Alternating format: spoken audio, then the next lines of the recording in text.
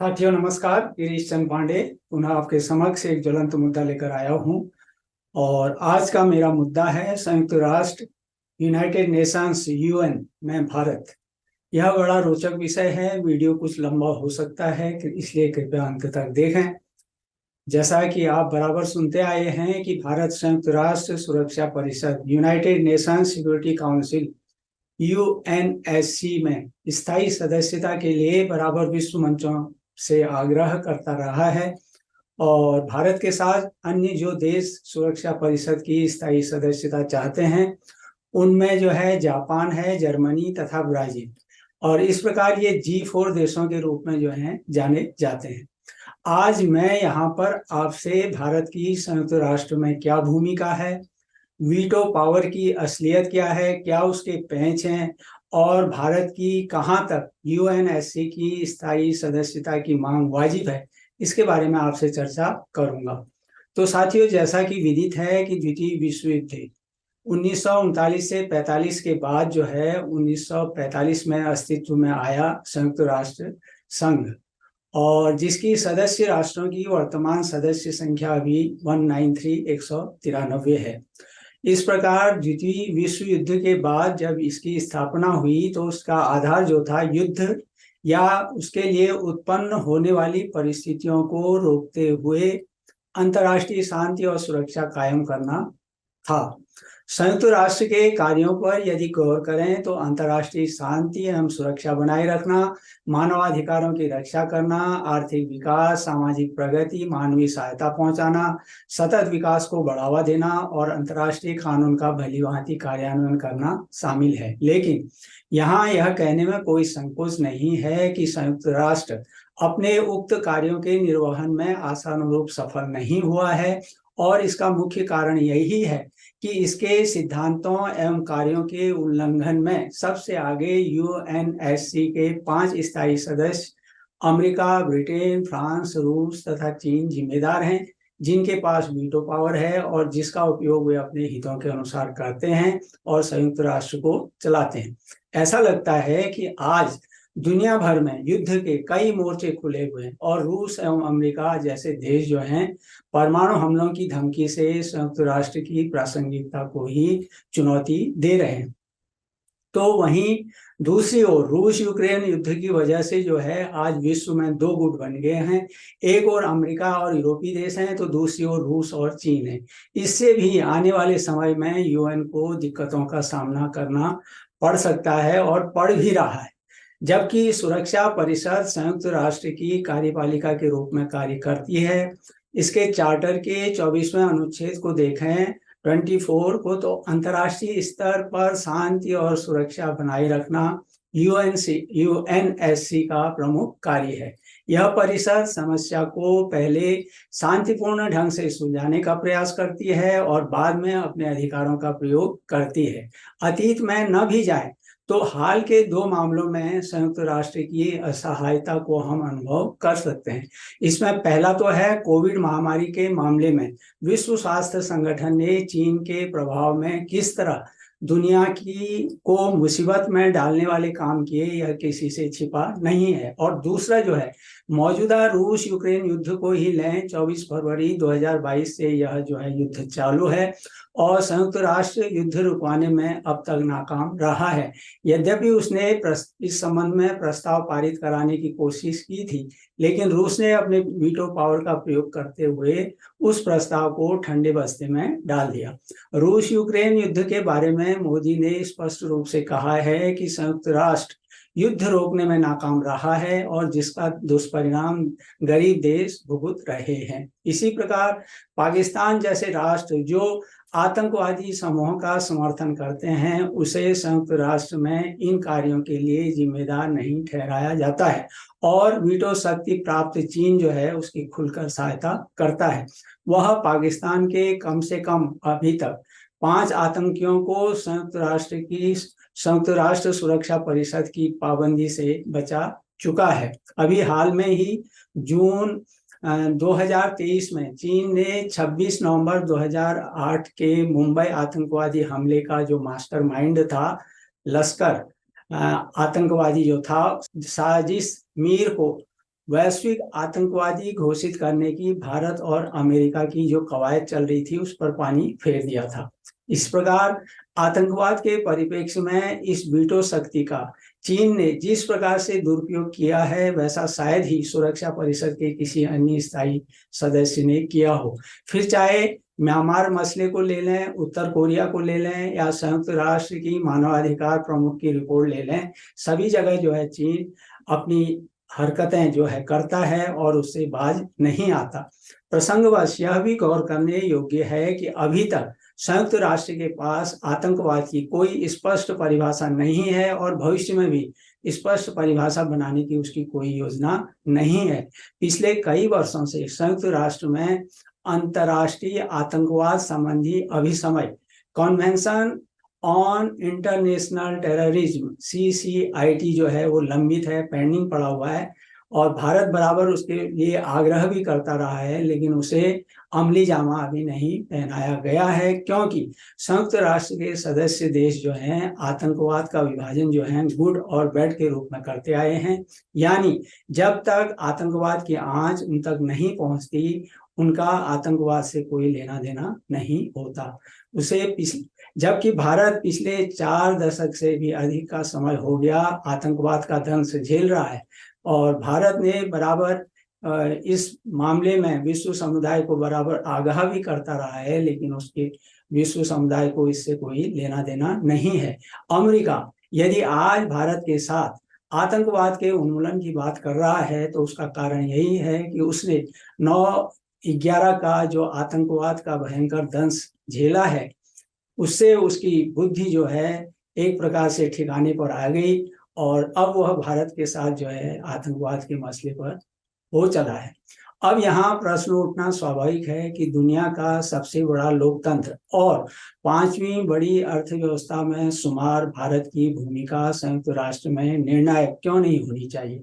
यही नहीं, भारत संयुक्त राष्ट्र के चार्टर के उद्देश्यों को व्यवहार में सुनिश्चित करने वाला ऐसा प्रमुख देश है जो उपनिवेशवाद, रंग भेद का विरोध, निरस्त्रीकरण, लोकतंत्र, मानवाधिकारों का समर्थन और दुनिया के शांति अभियानों में कई दशकों से अपनी अग्रणी भूमिका निभा रहा है और जिसे संयुक्त राष्ट्र भी स्वीकार करता है। यह भी उल्लेखनीय है कि भारत लीग ऑफ नेशंस के मूल सदस्यों में से एक था। वर्साय 1919 की संधि के एक हस्ताक्षरकर्ता के रूप में भारत को राष्ट्र संघ में स्वतः प्रवेश मिल गया था। इसके बाद भारत 1944 में वॉशिंगटन DC में संयुक्त राष्ट्र घोषणा पत्र पर हस्ताक्षर करने वाले संयुक्त राष्ट्र के मूल सदस्यों में से एक था। आगे जाकर यह घोषणा जो है संयुक्त राष्ट्र का आधार बन गई, जिस पर वर्ष 1945 में 50 देशों द्वारा 50 कंट्रीज द्वारा जो है हस्ताक्षर किए गए, और यह औपचारिक तौर पर जो था संयुक्त राष्ट्र चार्टर में यह तब्दील हो गया। साथियों, इसलिए विदेश मंत्री डॉक्टर एस जयशंकर का कहना बिल्कुल उचित है कि संयुक्त राष्ट्र में जो बदलाव है हमारी विदेश नीति का हिस्सा है, और भारत सुरक्षा परिषद में काफी समय से लंबित सुधारों के कार्यान्वयन के लिए सबसे आगे रहा है। इसके अलावा साथियों, अंतर्राष्ट्रीय शांति और सुरक्षा स्थापित करने के संयुक्त राष्ट्र के अभियानों में जो है भारत की अगर हम सक्रिय भागीदारी को देखें तो वर्तमान में विश्व भर में हजारों शांति सैनिक जो हैं भारत के तैनात हैं, जो संयुक्त राष्ट्र की 5 बड़ी महाशक्तियों के सैनिकों की कुल संख्या से कहीं अधिक है। तो इससे हम अंदाजा लगा सकते हैं कि भारत की भूमिका जो है शांति स्थापित करने में कितनी है। साथियों, वर्ष 1948 के बाद से संयुक्त राष्ट्र के शांति मिशन में सैन्य सहायता भेजने वाले देशों में भारत का प्रमुख स्थान है, और उसने सबसे अधिक सैन्य क्षति लगभग 3800 सैन्य कर्मियों में से 164 जो हैं शहीद हुए, और सर्वाधिक जो है नुकसान भारत को उठाना पड़ा। गौर करने योग्य है कि संयुक्त राष्ट्र महासभा ने जून 2023 को प्रधानमंत्री नरेंद्र मोदी के अनुरोध पर शहीद हुए शांति रक्षकों के सम्मान में संयुक्त राष्ट्र मुख्यालय में एक स्मारक दीवार बनाने का को जो है मंजूरी दे दी है, और इस स्मारक दीवार में उन सभी शांति रक्षकों के नाम अंकित होंगे जिन्होंने 1948 से लेकर अब तक संयुक्त राष्ट्र के नीले झंडे के तहत जो है शांति अभियानों में हिस्सा लेते हुए अपनी जान गंवाई है। साथियों, यह भी उल्लेखनीय है कि शांति अभियानों के दौरान अब तक किसी अन्य देश के मुकाबले सर्वाधिक भारतीय शांति रक्षक अपना सर्वोच्च बलिदान दे चुके हैं। तो इसके अलावा अगर हम यहाँ पर यह भी ध्यान में रखें, यह भी महत्वपूर्ण है कि भारत मौजूदा समय में शांति अभियानों में तीसरा सबसे ज्यादा योगदान देने वाला देश है। तो इसके अलावा अब भारत जो है अबेई यानी सूडान में महिला शांति रक्षकों की एक प्लाटून जो है तैयार कर रहा है। और गौर करने योग्य है कि 2007 में लाइबेरिया में पहले महिला दस्ते की तैनाती के बाद संयुक्त राष्ट्र मिशन में जो है ब्लू हेलमेट्स नाम से यह महिला शांति रक्षकों की भारत की सबसे बड़ी एकल इकाई होगी। और इस कदम से शांति रक्षक सेना में महिलाओं की संख्या महत्वपूर्ण रूप से बढ़ाने की भारत की मंशा का पता चलता है। साथियों, दक्षिण सूडान में संयुक्त राष्ट्र मिशन के साथ तैनात भारत के 1171 जो है शांति सैनिकों को उनकी अनुकरणीय सेवा के लिए संयुक्त राष्ट्र पदक से सम्मानित किया जा चुका है। इस प्रकार भारत जो है संयुक्त राष्ट्र शांति अभियानों में सबसे बड़े सैन्य और पुलिस योगदानकर्ताओं में से एक है। वर्तमान में 12 संयुक्त राष्ट्र शांति मिशनों में से 9 में 5,700 से अधिक भारतीय शांति सैनिक तैनात हैं।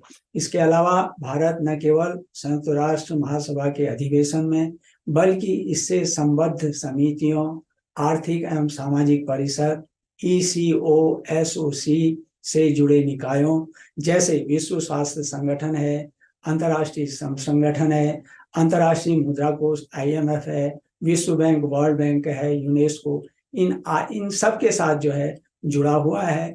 संयुक्त राष्ट्र के निधि कार्यक्रमों या विशिष्ट एजेंसियों के साथ भी जैसे यूनिसेफ है, संयुक्त राष्ट्र जनसंख्या कोष है, संयुक्त राष्ट्र विकास कार्यक्रम एवं पर्यावरण कार्यक्रम है, लैंगिक समानता है, महिला सशक्तिकरण जैसे और भी कई कार्यक्रमों में बखूबी भारत जो है अपनी भूमिका का निर्वहन करता रहा है और UN से घनिष्ठ रूप से या अभिन्न रूप से, ऐसा कहें अभिन्न रूप से जुड़ा हुआ है। और इसलिए दूसरे शब्दों में हम यह भी कहें कि भारत में काम करने वाली संयुक्त राष्ट्र की एजेंसियां, कार्यालय, कार्यक्रम एवं कोष जो है विश्व में कहीं भी सबसे बड़े संयुक्त राष्ट्र क्षेत्र नेटवर्क में से एक है। तो भारत, इसके अलावा भारत जो है संयुक्त राष्ट्र सांख्यिकी आयोग, मादक पदार्थ रोकथाम आयोग और संयुक्त राष्ट्र HIV एड्स कार्यक्रम समन्वय बोर्ड के सदस्य के रूप में भी अपना महत्वपूर्ण योगदान दे रहा है। संयुक्त राष्ट्र महासचिव एंटोनियो गुतेरेस भी मानते हैं कि भारत हमेशा विकासशील देशों की चिंताओं को दूर करने और आकांक्षाओं को पूरा करने का हिमायती रहा है और इसमें कोई संदेह भी नहीं है। इसके अलावा उन्होंने यह भी कहा है कि भारत ने अपनी विकास यात्रा के तहत खाद्य आधारित सामाजिक सुरक्षा योजना, स्वच्छ पानी उपलब्ध कराने और स्वच्छता सेवाओं जैसे बड़े कार्यक्रम चलाकर विशेष छाप छोड़ी है। अपना विशेष रुतबा उसने जो है कायम किया है। उन्होंने यह भी बताया कि भारत ने संयुक्त राष्ट्र मिशनों के लिए बड़ी संख्या में सैन्य और पुलिस उपलब्ध कराए हैं। इनमें शांति रक्षक मिशन में पहला महिला पुलिस दल उपलब्ध कराना भी शामिल है। तो ये सारी बातें जो हैं संयुक्त राष्ट्र महासचिव के ध्यान में हैं। उनका यह भी कहना है कि 1948 से अब तक 2 लाख से अधिक भारतीय पुरुषों और महिलाओं ने 49 शांति अभियानों में अपनी सेवाएं दी हैं। तो इस प्रकार भारत का जो महत्वपूर्ण योगदान है वह विश्व समुदाय से छिपा नहीं है। गुतरस ने कोविड महामारी के दौरान भारत की भूमिका की भी सराहना की है और इस दौरान भारत में निर्मित दवाओं, उपकरणों और टीकों की जो है अन्य देशों को दान दे करने का भी उन्होंने उल्लेख किया कि किस प्रकार भारत ने उस समय उस कठिन दौर में विश्व समुदाय की मदद की। और साथ ही उनका यह भी कहना था कि अफगानिस्तान और श्रीलंका में मानवीय और आर्थिक सहायता उपलब्ध कराकर भारत का अंतर्राष्ट्रीय मंच पर कद जो है बड़ा है, उसकी शान बड़ी है। यह कहना है यूएन के महासचिव का। साथियों, ये कुछ ऐसे ही विचार जो हैं संयुक्त राष्ट्र महासभा के अध्यक्ष साबा कोरोसी ने भी व्यक्त किए, और उन्होंने भी यूएनएससी में सुधार का मुद्दा उठाया जब वो भारत यात्रा पर आए थे। उन्होंने कहा कि यूएनएससी जो है मौजूदा रूप में एक प्रकार से पंगु हो चुका है, और इसलिए जब यूएन के अध्यक्ष और महासचिव ऐसी ये सारी बातें कहते हैं और भारत के पक्ष में सारी चीजें उन्होंने कही हैं, और वैश्विक समुदाय के लिए जो भारत ने ठोस भूमिका का जो अपना निर्वहन किया है, तो फिर प्रश्न यहाँ पर यही उठता है कि यूएनएससी में भारत को स्थायी सदस्यता क्यों नहीं मिलती।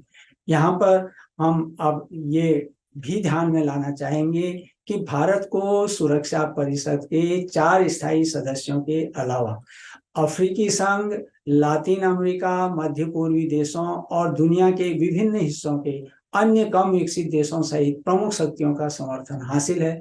विकासशील देशों के समूह L69 ने भी जो है यूएनएससी में भारत को शामिल करने की मांग का पूरा समर्थन किया है, लेकिन सुरक्षा परिषद के एकमात्र स्थायी सदस्य जो है चीन का वीटो भारत की स्थायी सदस्यता के सपने को खत्म करने की ताकत रखता है।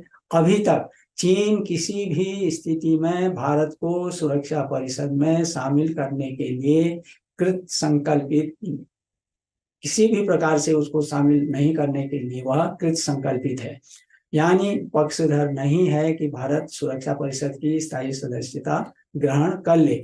इसलिए यहाँ वीटो पावर का जो पेंच है उससे भारत को सफलता नहीं मिल रही है। वीटो पावर यानी निषेधात्मक वोट, जिसका अधिकार करते हुए कोई भी स्थायी सदस्य सुरक्षा परिषद में लाए गए प्रस्ताव को अस्वीकार कर देता है।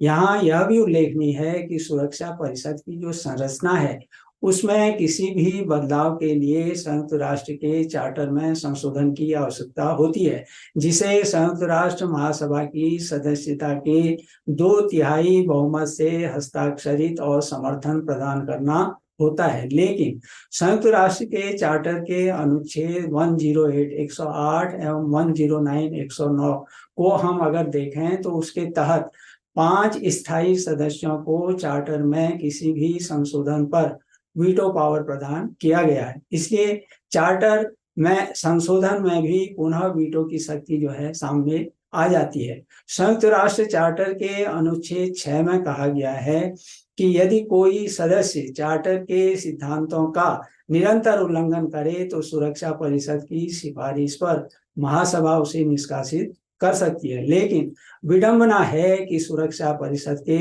ये सुझाव और प्रस्ताव तो महासभा के लिए बाध्यकारी हैं, पर महासभा यदि कोई प्रस्ताव पारित करती है तो इसे लागू करने या न करने का अधिकार जो है सुरक्षा परिषद पर निर्भर करता है। इसलिए सुरक्षा परिषद का कोई भी स्थायी सदस्य अपने निहित स्वार्थों के चलते वीटो की शक्ति का इस्तेमाल कर महासभा के बहुमत द्वारा पारित प्रस्तावों की अनदेखी कर देता है, और दुनिया यह सब देखने और मानने को मजबूर हो जाती है। यहाँ पर हम यूएनएससी में स्थायी सदस्यों के प्रतिनिधित्व पर भी गौर करें तो बड़ी विडंबनापूर्ण स्थिति नजर आती है।